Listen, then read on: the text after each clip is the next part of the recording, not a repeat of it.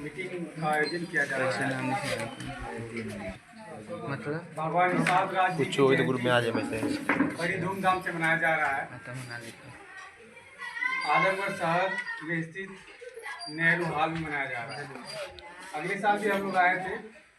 हम लोग का आने का उद्देश्य ये है, भगवान निषाद राज जी की जयंती कैसे मनाया जाए। हम लोग कहीं भी जाते हैं, लोगों से राय लेते हैं, लोगों के विचारों सुनते, फिर अपने विचारों को रखते हैं। हमारे बड़े भैया माननीय श्री संजय निषाद जी हैं, जो समाज के लिए हमेशा कार्य करते रहते हैं। हमारे बड़े भैया श्री विक्राम निषाद जी हैं, हमेशा समाज के लिए कार्य करते रहते हैं।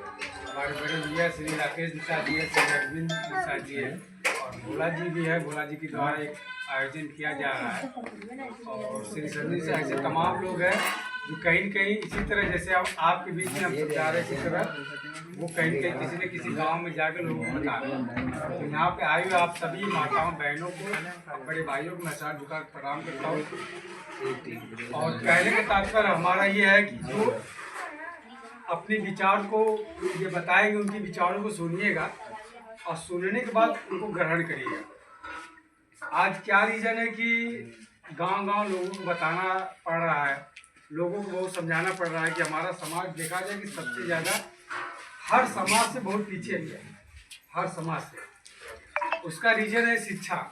लोग पढ़ाई में ध्यान नहीं देते हैं। हम तो यहाँ पे कहते हैं माताओं बहनें एक रोटी कम खाइए, लेकिन बच्चों को पढ़ाइए। पढ़ाई एक ऐसी है जिससे अपने बच्चों को भविष्य सवाल लेती है। अपने बच्चों को कैसे पढ़ाना, कैसे लिखाना, कैसे रहना है, पढ़ाई ही तय करता है।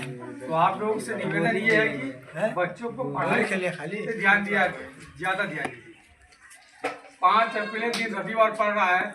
जिस तरह से हम अन्य त्यौहार मनाते कि नहीं मनाते, उसी तरह आप लोग निषाद जयंती मनाइए।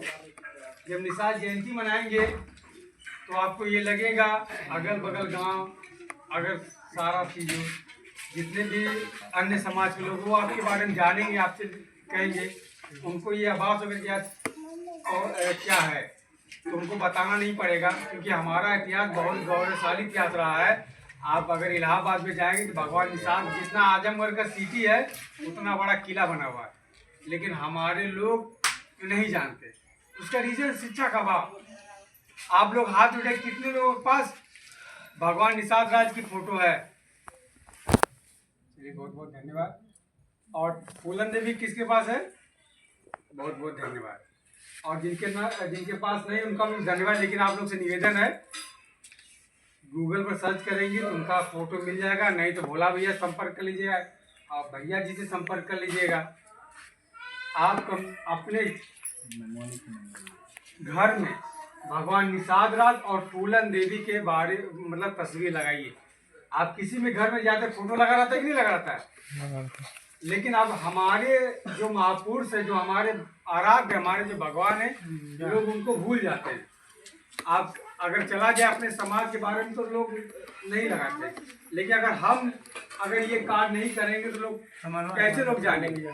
तो आप लोगों से ये निवेदन है कि नेहरू हाल ये इसलिए मनाया जा रहा है ताकि लोग वहाँ पे आए और जो भी विचार है, जो भी वहाँ पे वक्ता आएंगे, उनके विचारों को सुने, ग्रहण करें। जिस तरह हम लोग पिक्चर देखते 3 घंटा बिता देते हैं, उसी तरह आप आइए, वहाँ सीखिए। सीखने के बाद अपने बच्चों को सिखाइए, कहानी के माध्यम से, मोबाइल के माध्यम से। मोबाइल मिला है इसका उपयोग करने के लिए, मैं देखता हूँ लेकिन इसका दुरुपयोग ज़्यादा हो रहा है। आप लोगों से निवेदन है, जितने भी यूट्यूबर हैं, निवेदन है कि निषाद जयंती जो भी मनाए, इसको सोशल मीडिया पर जरूर डालिए। आप अगर डालेंगे तो अन्य समाज में भी मैसेज जाएगा और धीरे धीरे हमारा ये कारवां दिन पे दिन बढ़ता जाएगा। एक समय था कि निषाद को लोग नहीं जानते थे, कहते ये कौन जात होला। आज अगर टीवी में देखा जाए तो निषादों की बात होती है। हम लोग किसी भी पार्टी से नहीं है, ना किसी के प्रचार करने हैं। और में जाते हैं तो वहाँ का सिचुएशन अलग रहता है, जब अपने समाज में आते हैं तो वहाँ सिचुएशन अलग रहता है। रीजन क्या है? शिक्षा का अभाव। तो आप लोगों से निवेदन है कि बच्चों को एक रोटी कम खाइए, पढ़ाइए। पढ़ाई ही सब कुछ है। आज हम लोग अगर बोल ले रहे हैं, पढ़ाई के देन है। अगर पढ़ाई नहीं रहता तो हम लोग बोल नहीं पाते। मोबाइल अगर जो चला रहे, पढ़ाई के देन है। लाइट जो चल रहा है पढ़ाई देना, आज मकान बढ़िया बढ़िया बने पढ़ाई के देना है, बिना इसके अलावा एक पत्ता नहीं हिल सकता है। तो आप लोग से निवेदन है, पढ़ाई का मतलब ये नहीं होता नौकरी, पढ़ाई का मतलब ये होता है कि कैसे अपने बच्चों को पढ़ाना है, कैसे जीवन जीना, कैसे बोलना है।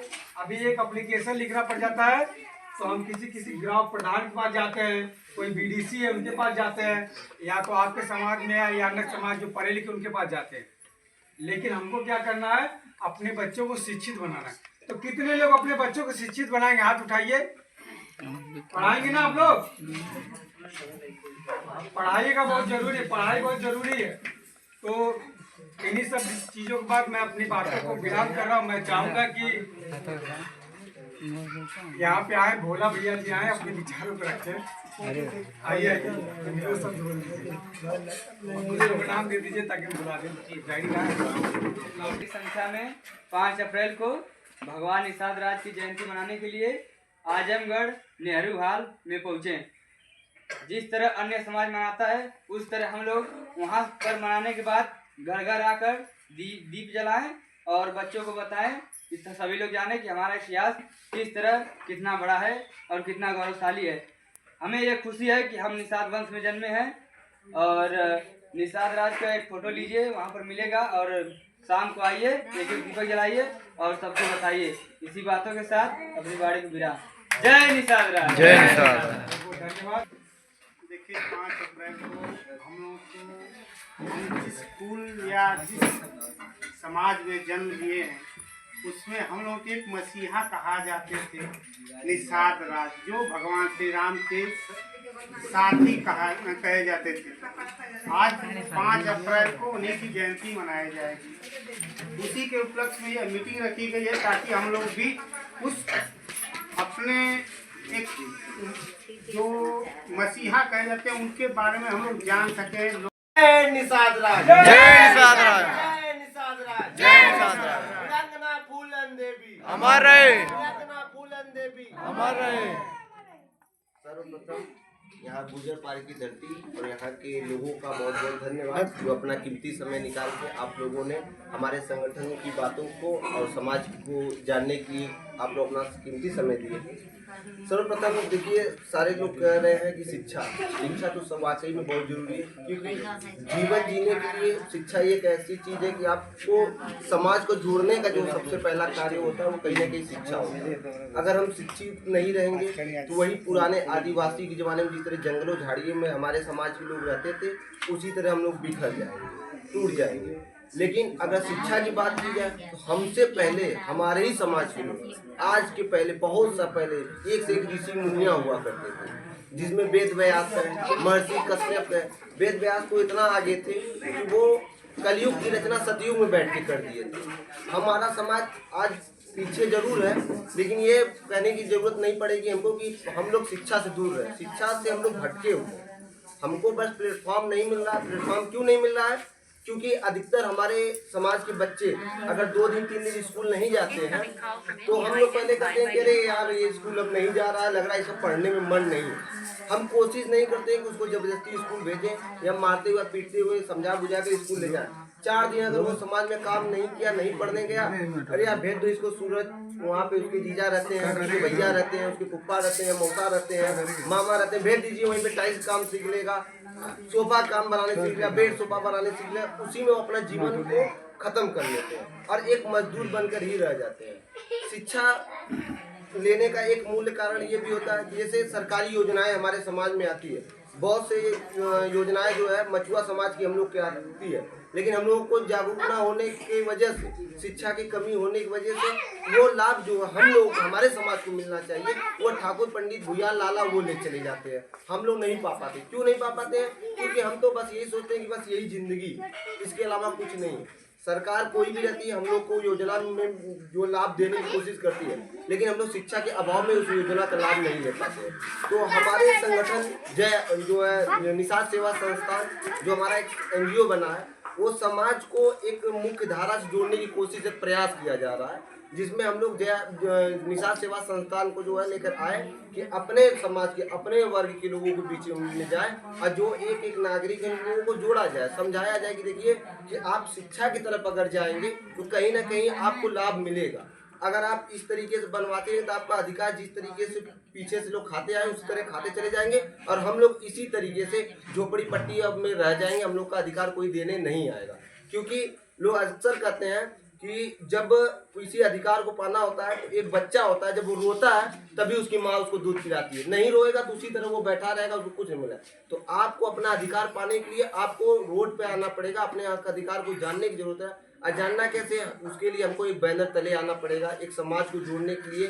तो हम लोग निषाद सेवा संस्था बनाने का मूल उद्देश्य ये है कि हम लोग अपने जिले प्रदेश के समाज के लोगों को जो पीछे रह चुके हैं, क्योंकि हर समाज तो जग चुका है, कहीं ना कहीं हमारा समाज ही पीछे रह गया, उसका कारण यही शिक्षा है। तो हम ये चाहेंगे कि आप लोग आजमगढ़ कलेक्ट्रेट पे आइए।